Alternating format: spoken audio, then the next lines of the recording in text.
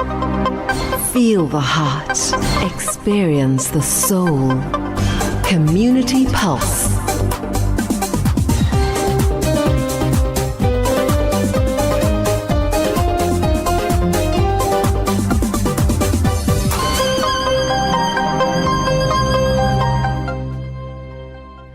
A very warm welcome to you if you have just joined us. Assalamu alaikum wa rahmatullahi wa barakatuh. It's Community Pulse on Radio 786 100.4 FM. My name's Zainab Bean, and we have lots lined up for you for this morning. Starting off, inshallah, we have Dr. Faiez, Kirsten in studio with me, and we will take a look this morning at the subconscious beliefs, what it is and how it controls our lives, but also how we think, and more importantly, looking at some of the solutions that we can try and change this, inshallah. Now let's welcome Dr. Faiez, who joins me now in studio for this discussion this morning. As mentioned, that's the subconscious beliefs, what it is and how it controls our lives, and also how it makes us think and what we can really do about changing this and looking at solutions. Assalamu alaikum and shukran for being here. Wa alaikum salam, Zainab, and shukran for having me. I hope you're well this morning. I'm very well, thank you. Alhamdulillah. Just to start off, last week we had quite an interesting conversation, and that was a follow-up after we spoke about stress and stress management, and we touched on the subconscious mind. But this week I'm really interested in finding out a bit more about the subconscious beliefs, etc. And I know that you mentioned in the previous program that some people ask if you say something about the subconscious mind, almost as if, what is this? Like this is not supposed to be. But it does exist. Yeah, no, the subconscious, we are subconscious actually. So if we want to deny the subconscious, we're denying ourselves. It's really a part of us. It's really just everything that's happening in your brain and body that you're not aware of, outside of your conscious awareness or below your conscious awareness. That's what they call it, subconscious. So you're not conscious of what's happening. So everything really that's happening in your brain and in your body, which is most of the stuff that you're not aware of. Obviously, you have conscious thoughts, for example. You can, when you concentrate, you're conscious that you're concentrating. So that's your conscious mind. But the conscious mind is only a small part of who we are, really. Most of us, most of our lives are actually run subconsciously. So that's what the subconscious is, all those processes and functions in the brain and body that you're not aware of. Sometimes they come up to your conscious awareness, okay, but most of the time they're subconscious, those processes and functions. So when I'm talking about coming up to your conscious awareness, like your thoughts can come up from your subconscious, beliefs you can bring up to your subconscious, your conscious mind from your subconscious.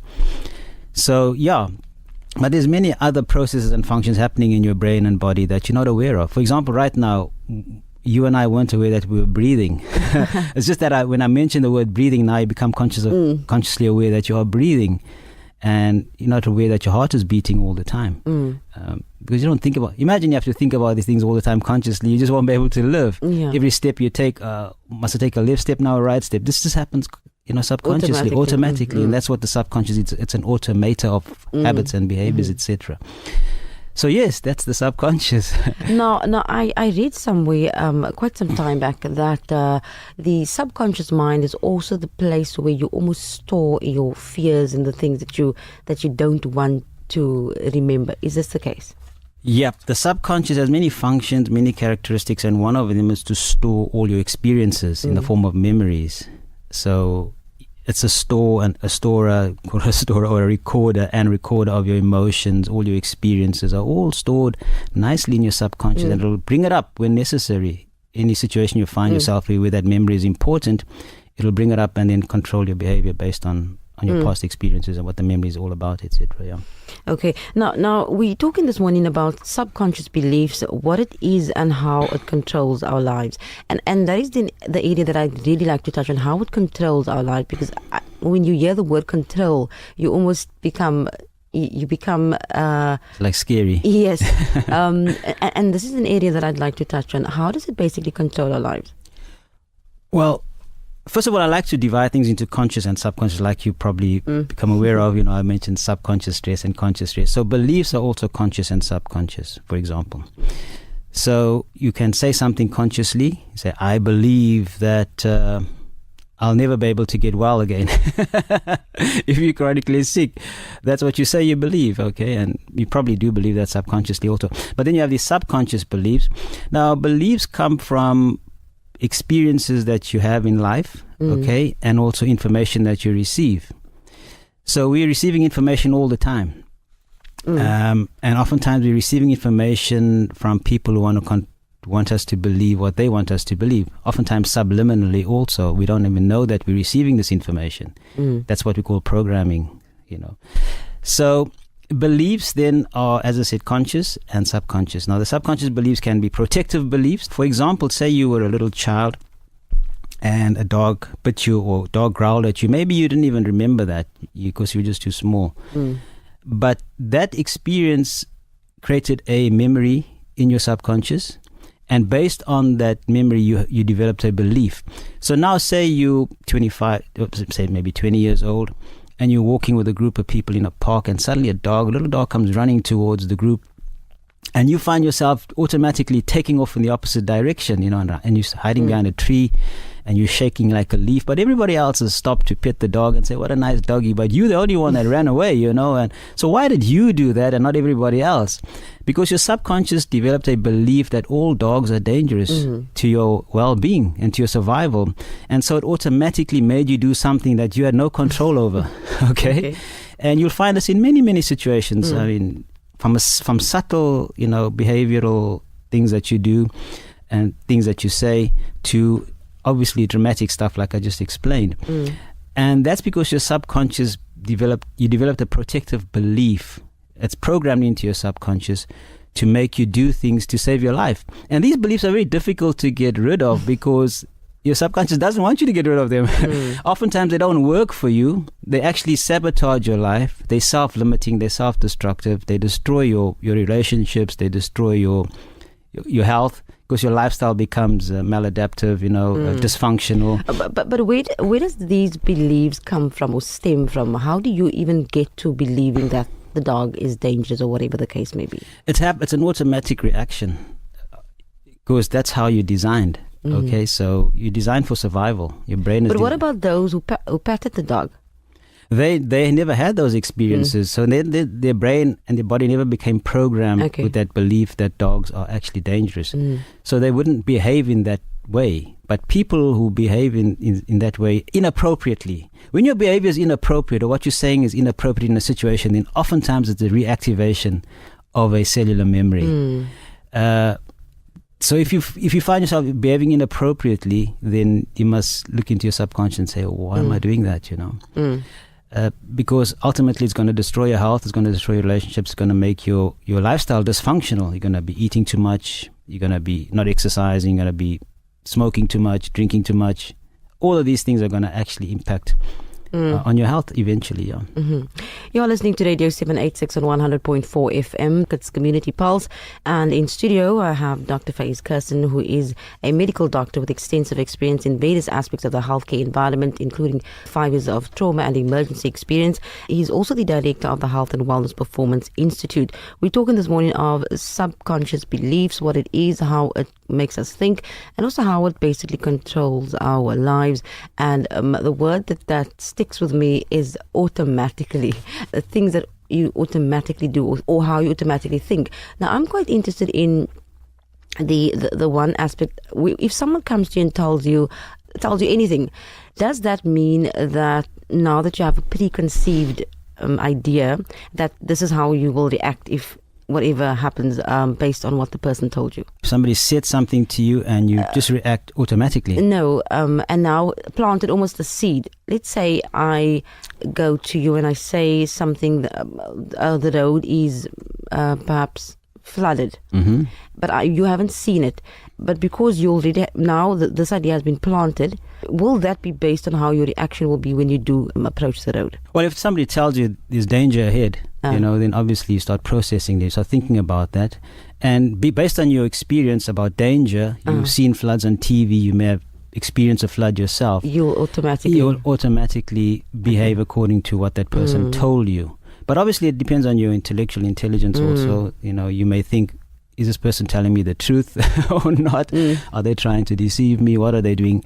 You got to obviously process that information, and that depends on your cognitive function. Some people just automatically just believe everything they hear, and then not think about it, and then get themselves into trouble.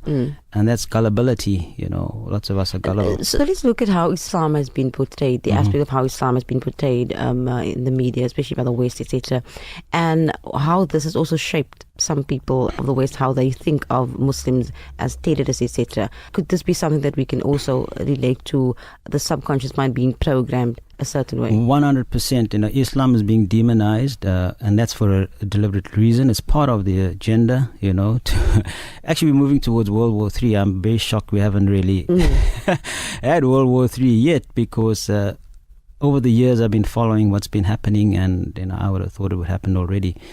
But divine intervention, alhamdulillah, probably that's what's happened. I don't know. But Muslims are being demonized and portrayed in the eyes of the Western world, in a certain way, so that because Islam is powerful in what it actually, the message that it gives. And for example, Islam, Christianity, even Judaism, I think, completely banishes, outlaws completely 100% usury. You're not allowed to actually, get involved with usury. But usury is the major tool that's basically being used across the world to enslave humanity. That's one of the major tools that are used. And so Islam comes with all these counter tools, let me put it that way, against the globalist agenda, and you need to weaken Islam. So you got to get beliefs into people's minds about this religion, this way of life, so that they basically look at it in a negative way, and then they become enemies of the Muslims. And so you find this massive battle waging between Islam and other parts, other civilizations, other belief systems. So really, yes, people are being programmed with the wrong beliefs about Islam. And I just saw something on RT about Richard Dawkins, who's basically arch atheist, and he's completely anti all organized religions. But I haven't seen him, speak out against the most organized religion, which is Luciferianism. So that makes me wonder, how genuine is he? But okay, that's his position. And so yes, there's many ways that people are actually attempting to demonize Islam. So we are being programmed. We must be very aware, not just in religion, but in commerce, all over the place. We obviously need to keep this economic system going, and we need to then keep consuming so that we can keep growing economically until, I don't know how far we're going to go. But that's we need to really think about these things. We're actually commanded to critically think about your world that you live in. And if you don't, then we pay the price for that. And we have been paying the price in a big way, in terms of chronic illness, in terms of premature death, unnecessary suffering, because we just don't listen. We just don't. I've spoken to many people over the years, and I was shocked in terms of people just ignoring me when it comes to health and wellness. It's almost as if they want to be sick. A lot of people want to be sick because they actually hold these subconscious beliefs. They don't know that they want to be sick, but when you analyze their subconscious beliefs, they're more shocked than what I am, because they suddenly realize, I really want to be sick. Like some ladies don't want to get thin because they believe by being fat they'll be unattractive to men, and they have these subconscious issues where they don't want to get involved in relationships, so they just remain fat. And no matter what you try to do for them, their subconscious beliefs are driving their behavior and keeping them, overweight. So, and beliefs come, they're basically instructions. These subconscious beliefs are instructions on how your life should operate, how you should feel, how you should behave in different situations. And they come in through your experiences and through the information you receive through various, media and channels and so forth. Is it correct if I say that you are in control of how you feel? Absolutely, 100%. If you know how your mind works, then you can control how you feel. But if you don't know how your mind works and you haven't programmed it in the way it should be programmed, then it's going to control you. So you need to put the power of, of your life, or the control of your life, back into your own hands, the palms of your own hands. If you know how your mind works and your brain and your body works, then you can use the tools to reprogram yourself. I always talk about reprogramming, which some people hate that word because they think I'm talking to them like they're computers. But if you understand how the mind works, it works like a computer. So once you understand that and you put in programs, and I've developed tools to reprogram your mind, using brainwave entrainment, audios and so forth, visualization tools. There's a very powerful tool called emotional freedom technique. These are all tools that are going to empower you, because it's going to put the control of your life and your mind back into the palms of your own hands, basically. Radio 786 100.4 FM, also Radio 1584, a medium wave in Pretoria. And Community Pulse this morning speaks to Dr. Faiez Kirsten, the director of the Health and Wellness Performance Institute. And we're talking about subconscious beliefs, what it is and how it controls our lives, and also how we think. But more importantly, I'm really hoping that we can today try and look at solutions or ways how we can reprogram the way we think, or how we have the kind of programmed ourselves to believe in terms of our subconscious. Now, Dr. Faiez, before we go for the break, the subconscious beliefs, as you mentioned, it's almost as in beliefs are really instructions, as you mentioned. Now, if you were raised in a home where like this morning I was listening, and there was the issue of racism, and how the so-called colored people sees black people, and do you think that with this is concerned, the issue of racism and how we may have been programmed in terms of how we think of those of a different color, that it also brings us to these subconscious beliefs? Yeah. Look, your beliefs about race is a subconscious thing, and you'll find yourself automatically, again, there's automatic behavior when you come across certain races. Sometimes white people don't feel comfortable in black people's company, and they don't know why they feel this discomfort. But that's their subconscious belief. You see, your beliefs produce perceptions, okay, which are basically feelings in your cells, in your tissues. And then these perceptions, these feelings come up to your conscious awareness, okay? Because these feelings are happening all the time. Your beliefs are working all the time in your mind, in your subconscious, in your body. So your beliefs produce perceptions or feelings, but they also program your genes. They also influence how your genes are selected and expressed. So it's called epigenetics, where your genes are controlled above the genes themselves by factors outside of the genes. So racism is you having these beliefs about certain racial groups, and when you find yourself, coming into contact with them, reading about them, you just feel these negative emotions and feelings coming up because of these beliefs, negative beliefs you hold about somebody who's not of your own race. And so if you want to no longer be a racist, you have to reprogram your subconscious. You've got to neutralize those beliefs about a race, and then you have to program in new beliefs, and it's a process, but it's taken many years for you to become a racist. So it will take many years to feed. No, that's the other thing. You don't have to. That's the other myth about beliefs, is that if it takes a long time to develop a belief, or you've held a belief for a long time, that is going to take an equally long time to get rid of the belief. In fact, you can get rid of a belief within seconds sometimes. Within seconds, you can get rid of a belief. You'll be surprised. So it doesn't depend on how long you held the belief. You can get rid of it very quickly. So yeah, that's one of the myths about beliefs. I'll never be able to get rid of this belief, doctor. I've had it too long now. No, you can get rid of it within minutes, seconds. Yeah. Now we are due for a break, and stay tuned to Radio 786 and 100.4 FM.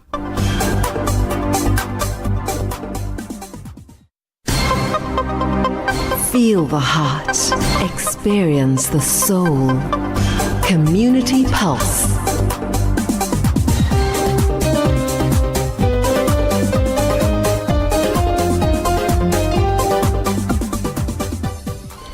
It is Community Pulse on Radio 786, also Radio 1584 medium wave, and we continue the conversation with Dr. Faiez Kirsten, who joins me in studio about subconscious beliefs and how it works, what it is, and also how it controls our lives, but more importantly, what we can do in order to change this.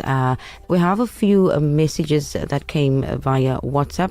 Assalamu alaikum. The subconscious mind is an area that I do not always wish to unpack. However, I do appreciate the explanation that the doctor in studio is giving. Shukran so much for a very good program, Dr. Faiez. Afwan, appreciate it. Shukran for this program. Makes sense to me regarding the program. Our mind is so necessary but so difficult to do, as it is a process. But discovering how your mind is shifting, having more peaceful thoughts, gives you the motivation to keep on regarding your program, your mind, setting yourself free. Any comments?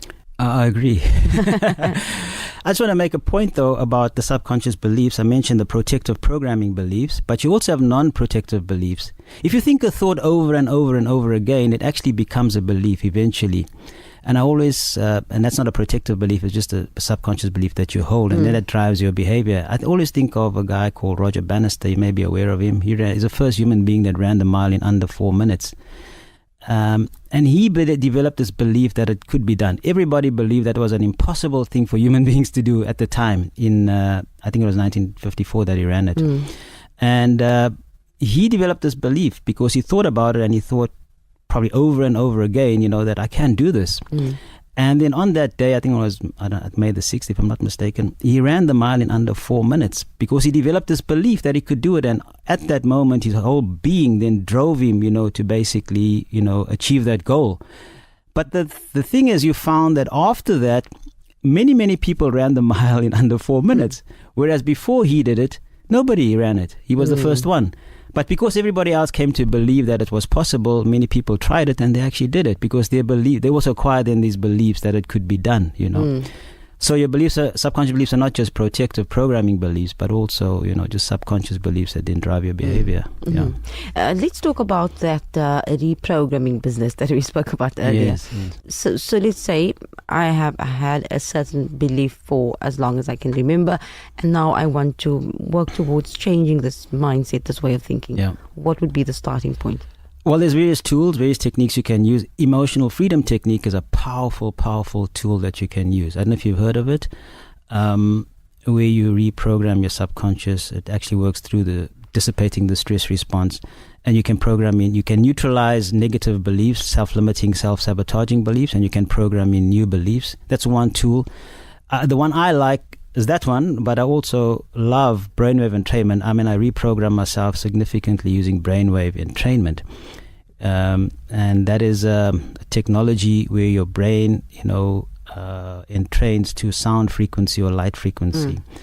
I'm not going to go into the technical details of that, but you can put your brain into certain brainwave states that it goes throughout a normal day. You go into different brainwave states. When you're sleeping, you're in a different state, delta state.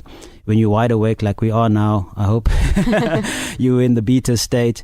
When you're just falling asleep, just before you fall asleep or just before you wake up fully, you're actually in the theta state. Or if you're reading a book and you're watching TV, you go into the alpha state. And watching TV puts you in the alpha state, and then that's how they program us, because now in the alpha state and you're very suggestible. So anything they tell you actually just believe it. So that's why watching TV can be very dangerous if you don't select what you're watching. So those are the different states, and you can put your brain into those different states just using sound frequency or light frequency. And when you're in certain states, alpha and theta, you can then put in beliefs. As you're in that state, you can then program in new beliefs, and eventually you basically come to believe. You hold those beliefs subconsciously, and then they drive your behavior. So if you want to achieve a goal, it's very important that you reprogram yourself. If you're battling to achieve a goal, there's obviously beliefs in your subconscious that's preventing you from achieving these goals, especially with your health when it comes to health and wellness, for example. We do have a call on the line, Radio 786. Assalamu alaikum. Assalamu alaikum, Zainabeen, and also salam to your guests. We can all be grateful to Allah for this time and space. But the doctor, I would like you to comment on what I'm trying to say. Is that when we as Muslims have been so dogmatized and we have forgotten the Allah within us. Because if we have the Allah within us, then the subconscious mind fears nothing. But because we have abandoned that concept, where Allah Ta'ala describes as He's blown His ruh into us, part of His ruh is within us. So we don't use that power that we've got within us because we have been so dogmatized, we've been so here in the sense that we become subservient to all advertising, subservience to our ego. Because if the Jonases have a big house, we also want a big house. If that one has that, there's that envy and that here because we have forgotten the Allah within us. Can you comment on that, Doctor, please? Okay. I listen to you. Shukran wa alaikum salam wa rahmatullah. Before you comment, we have one more caller. Ilavani, assalamu alaikum. Alaikum salam wa rahmatullahi wa barakatuh. I would like to congratulate your guests on this subject. It's quite an interesting subject. In fact, the Quran supports it very well. Where Allah subhanahu wa ta'ala says, the worst creature in His sight is the one that cannot use his faculties of reason. Those who are deaf, dumb and blind. people that can't use these faculties to analyze or to try to calculate, to see what is right, what is wrong, those creatures are very much cursed in the sight of Allah, whether they're Muslim, Jews, Hindu, Christian, Buddhist, even atheists. If they cannot use those faculties, they're actually cursed by God. That's why Allah in the Quran allows us the freedom to believe in whatever you want, provided it is calculated properly in your mind. That's why Allah says, if you wish, you can believe. If you wish, don't believe, don't accept. And I would like to agree what the previous caller said, they smiled, when he said how people have been indoctrinated.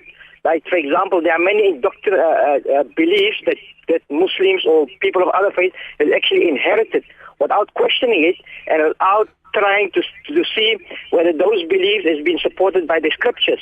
Now, most people believe in things that is not even supported by the scriptures, and that is where the problem comes in.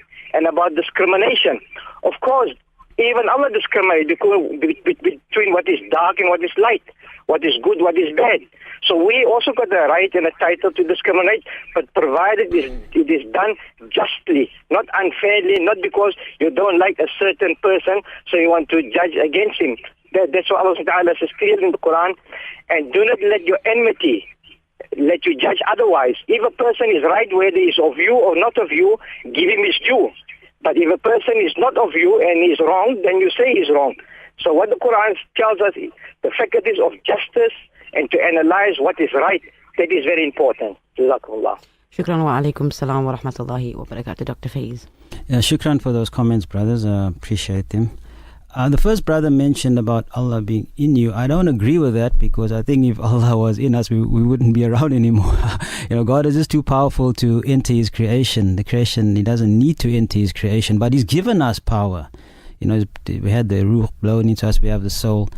So we have a lot of power that He's given us, but that power has been taken away from us by the powers that be on this planet. Okay, so we've been disempowered, even though God has given us tools and techniques and for us to empower ourselves. We haven't used those, and we haven't used the information that we've been given through the instruction manuals and so forth. So we've become disempowered. And of course, we still have the ability to empower ourselves, and that's what I've been working on, to help people empower themselves with the various things that I've been doing, because I've seen this empowerment my entire life with all the thousands and thousands of patients I've seen. So I don't believe God enters His creation. I mean, everybody's entitled to their own beliefs, but God has given us as His creation, human beings, the power to do what is necessary to live fulfilled lives. Mm-hmm. So we need to use those tools and techniques. I think the soul is actually our consciousness, not our conscious mind, but it's consciousness. Because everything is conscious in the universe. Everything worships God, whether it's a stone or a tree. Mm. So everything is conscious. Even those plants you eat, those vegetables and fruit, they're all conscious. But that's not our conscious mind. Our consciousness is different to our conscious mind. When you die, you're still conscious, because the soul has left your body. Okay. That's just my perspective on the soul. We don't really have much information, on the soul, but given my research, maybe that the soul is consciousness. I don't know. Scientists have been battling forever to try and uncover what consciousness actually is. But anyway, that's just my take. The other brother, if you can just remind me what he said. He spoke about the fact that we Allah gave us almost power to believe whatever we want to believe, as long as it is within the confines of what Islam is. Yeah, well, look, there's no compulsion in religion. That's why, people are always saying Islam is evil, and, the people who are masquerading as Muslims who are actually doing anti-Islamic things, but they have these long beards and these long robes, and you think they're Muslim, but they're actually behaving un-Islamically. There's no compulsion in religion. God even tells you that, you go your way, I go my way, you believe what you want to believe. But you get people's heads being chopped off because they say, I'm not Muslim. I mean, that's just like, that is evil, actually. So people are actually programmed with these satanic beliefs, and that's very important for people to understand. First of all, the world is run by psychopaths. That's the first thing we need to understand. There's no doubt that the people running the world, heading up governments, and behind governments are actually psychopathic. And if you understand the psychopathic mind, then you'll understand why you're seeing what you're seeing in the world. And then they're programming human beings with these satanic beliefs. And in fact, a lot of human beings are actually becoming psychopathic themselves. You'll find people just don't care anymore. They have no compassion. They just don't care about anybody but themselves. And that's the first belief of Satanism, is the worship of the self. In fact, people even today call themselves God. You'll hear people saying, I am God. I don't know if you've heard that. Yeah. People saying, I am God. I mean, how ridiculous and stupid is that? I mean, if you're God, then okay, create a universe for me. Then we can talk. Otherwise, go away. And then they have other satanic beliefs like social Darwinism, which means that because I have more money than you and I maybe have a bit more knowledge on this subject than you, I am superior to you and I get to control you like cattle. And that's what communism is. It's controlling the herd, controlling the masses from a central point, which is evil. And then you have eugenics. You have a eugenics agenda. That's why we have so many sick people in the world and sick and dying people, because there's a eugenics agenda to kill off people because they don't want so many people on the planet. So all of the things we need to be aware of. God said, think about what's happening and then act accordingly. But we don't do that because we're too programmed, unfortunately. We have a few more WhatsApp messages. One of it, Assalamu alaikum, a question to the doctor. Can brain entertainment therapy be used to help depression due to ill health? If so, does he offer this therapy? To my brain entrainment, brainwave entrainment. Yes.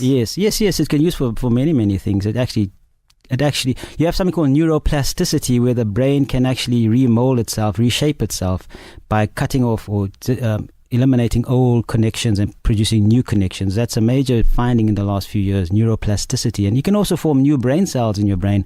So brainwave entrainment and EFT and visualization, all of these things are based on your neuroplastic ability of the brain. They rewire your brain, reprogram your subconscious. So when you're depressed and so forth, you can actually use it for these things also, for sure. And then shukran to the doctor for a very interesting program. I am trying to lose weight and I keep on falling off the wagon due to my sweet tooth. Can I reprogram my mind against sugar? Can you please advise how to go about this? Yeah, weight loss is a big problem that lots of people have. That's why you have the diet industry being a multi-billion-dollar industry, and they don't work, because if the first diet that worked, there'd be no more other diets around. So you can find, obviously, if you think about it, most of these diets don't work because they're not really targeting the real problem about weight loss, and it's multifaceted. It's not just one thing you must do in order to maintain and get your ideal body weight and maintain it at that level. So you got to change your beliefs. You got to change your eating habits. If you're eating more carbohydrates, especially if it's net carbs net of fiber, you're sitting with a big problem. You're going to develop cravings. You're going to put on weight. And people's diets are terrible today because we're eating calories, but we're not eating nutrients. So we have calorie-dense diets, but nutrient-poor diets. And your body runs on nutrients, not calories. So the ketogenic diet is brilliant, where you eat more good fats, very few carbs, and some protein. And if you do it cyclically, whatever they say, then your weight will just fall off you. But you got to eat properly. You got to also have the right bacteria in your intestine. Your microbiome must be good bacteria, the right bacteria and microorganisms in your bowel, in order for you to also maintain your weight. Because if you got the wrong bacteria, if you got dysfunction in your microbiome, then you'll battle, because that's your brain. That's part of your brain, actually. Those microbiome, those bacteria, they produce nutrients, they produce neurotransmitters, they affect the way you think, actually. So if your bowel is dysfunctional, you got leaky gut, you got a bad microbiome, you can actually be battling with your psychology. It's called gut and psychology syndrome. So it's a multifaceted, multi-aspect approach that you must use in order to lose weight. But it's not difficult if you know how. Most people battle because they're going about it the wrong way, unfortunately. Okay. Final question. Assalamu alaikum. What does brain pressure of 22 mean? My daughter had an LP for severe headaches and abdominal pain. Oh, they probably measured the pressure, in the cerebrospinal fluid. Did you say a daughter had? An LP. A lumbar puncture. Okay. A lumbar puncture, just to get some spinal fluid out of the spine and to see what's in there. Maybe she had meningitis or some other problem, and they looked at the protein and the sugars and all the other chemicals in that spinal fluid, and tells them a lot about what's happening, in the brain. Yeah. Okay. Now, we've reached the end of our time again, and then just on a final note, Dr. Faiez, solutions, just very quickly give us solutions. Oh, I've been working on solutions for a long time. I actually have a whole model of delivering healthcare in a different way. And my institute's about solutions. So we have solutions on different levels. I conducted a webinar in February where I spoke about the solutions. I have programs, people become a member of the institute, we take them through these programs and then, change your life for the better, hopefully. Yeah. So I have lots of solutions, yeah. So for those who would like to find out more, can you please just provide us with the website details? It's best for them to email me, then I'll send them the details. It's email me, Faiez at brainscience.co.za. Or send me an SMS on my cell phone number. Yeah. There you have it, Faiez at brainscience.co.za. Yeah. If you do require any further details, but also you can tune into Radio 786 on Thursdays between 9 and 10 to find a bit more in-depth discussions regarding health and wellness, the mind and the brain, etc. But do email Dr. Faiez, that is Faiez at brainscience.co.za. Dr. Faiez, to you, shukran, as always, very interesting speaking to you, and looking forward to our next talk, inshallah. Afwan Zainab, appreciate you having me. Thank you. Shukran so much. And that concludes the first hour this morning. Do stay tuned to Radio 786 and 100.4 FM as we continue shortly. Stay with us.